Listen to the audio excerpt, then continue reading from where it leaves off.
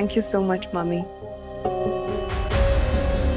अफान, तुम लोग बाहर जा रहे हो तो रास्ते में मुझे मेरी दोस्त अनम के घर ड्रॉप कर देना।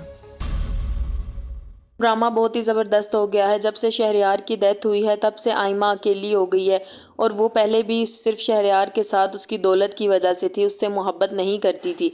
और ये काम इसकी खाला यानी कि शहरयार की अम्मी ने ज़बरदस्ती करवाया था। उसने एमल से मोहब्बत की शादी की और उसके सर पर औलाद ना होने की वजह से इन्होंने आइमा से शादी करा दी। और अब आइमा जायदाद में हिस्सा मांग रही है और बिज़नेस में भी हिस्सा मांग रही है। तो अब उसकी खाला को पता चला कि उसकी असलियत क्या है, और वो कहती हैं कि मैं बहुत ज़्यादा पछता रही हूँ कि मैंने शहरयार के साथ ऐसा क्यों किया, इसीलिए अल्लाह ने मुझे सज़ा दी है और मेरा बेटा मुझसे छीन लिया। और इसी तरह अल्लाह ताला ने किया कि जैसे मैंने एमल के साथ किया, मैंने एमल को शहरयार से दूर किया और अल्लाह ने मेरा बेटा ले लिया मुझसे।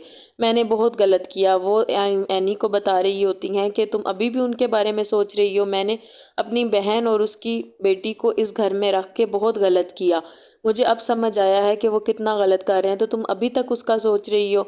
और एनी से आइमा की काफ़ी लड़ाई सी हो जाती है, जिस पर वो जायदाद के बारे में बात कर रही होती है।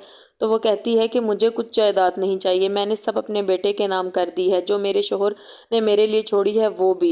इस वजह से, और तुम अफान से क्यों मिलती रहती हो, मुझे तुम्हारा मिलना अच्छा नहीं लगता। और अब ये ड्रामे कर रही है चकराने के कि अफान मुझे जानबूझ के हाथ लगाए, क्योंकि अब ये कोशिश कर रही है कि इस घर में सिर्फ अब अफान ही रह गया है, क्योंकि दोनों भाइयों की डेथ हो गई है।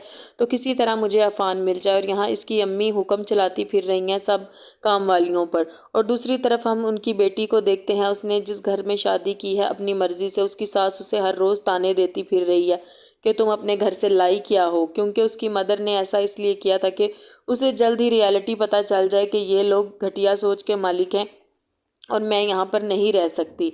और अब हम एनी और अफान को देखते हैं, दोनों बहुत ही ज़्यादा खुश होते हैं, कहीं बाहर घूमने फिरने का प्लान कर रहे होते हैं। तो यहाँ पर इन दोनों माँ बेटियों को तकलीफ़ हो जाती है और फ़ौरन ही आइमा बोलती है कि अफान, तुम अगर कहीं बाहर जा रहे हो तो मुझे साथ लेते जाओ और मुझे मेरी दोस्त की तरफ छोड़ देना। और इस तरह से ये ड्रामा क्रिएट करती है, और अब एनी चुप कर गई है, उसे लेकर जाना पड़ेगा।